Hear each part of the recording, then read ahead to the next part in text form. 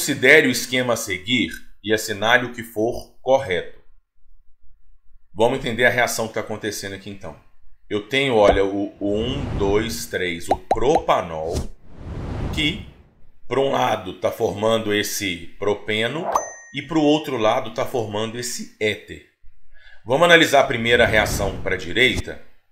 Na reação da direita, né, do propanol para o propeno da direita, perceba que eu estou formando uma ligação π. Então, essa reação aqui só pode ser uma eliminação. De modo que, vou desenhar aqui embaixo, o propanol, está sendo reagido. E olha só o que está acontecendo com ele para formar o propeno. Como formou uma ligação π ali, então é uma eliminação. De modo que sai a hidroxila do carbono 1 e o hidrogênio do meio e forma lá, olha, o propeno, aquela dupla ali entre os carbonos 1 e 2. Mais água que foi eliminada desta reação. A reação de eliminação de álcoois, que é o que a gente fez aqui, ela depende muito da temperatura, depende das condições. Caso a gente consiga atingir, né, acima de 170 graus, no caso aqui está 180, a gente consegue fazer uma eliminação intramolecular, como é de costume.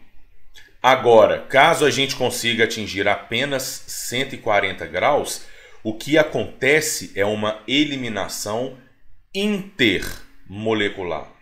Quando a gente escreve uma equação, eu mostro só, né, uma molécula da substância reagindo aqui no caso. Mas na prática eu tenho um recipiente, um frasco, um balão volumétrico com várias moléculas do propanol.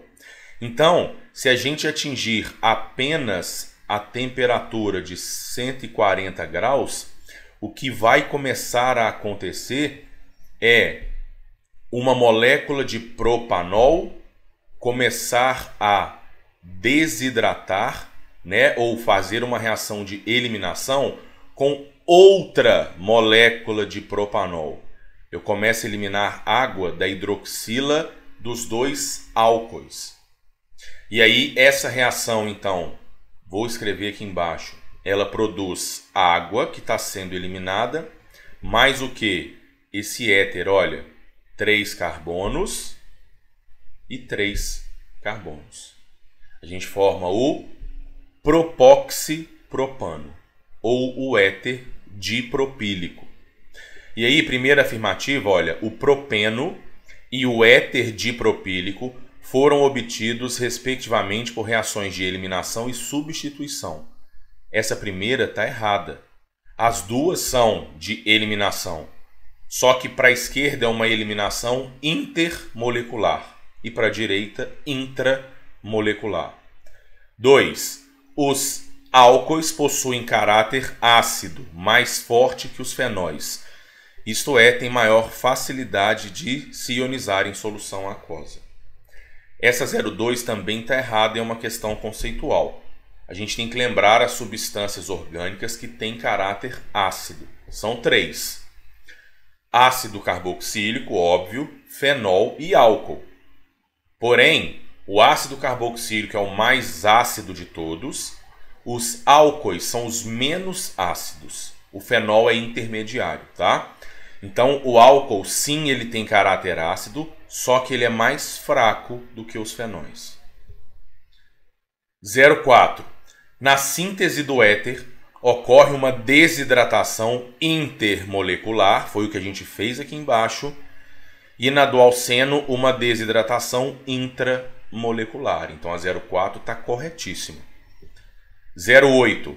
Se o metanol fosse colocado para reagir nas mesmas condições apresentadas no esquema acima, seria obtido um único produto de desidratação.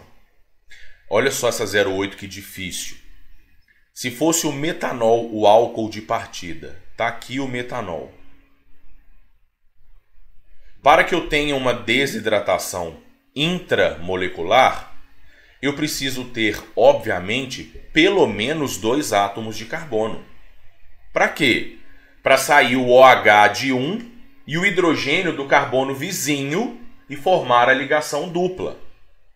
O metanol tem carbono vizinho? Não tem.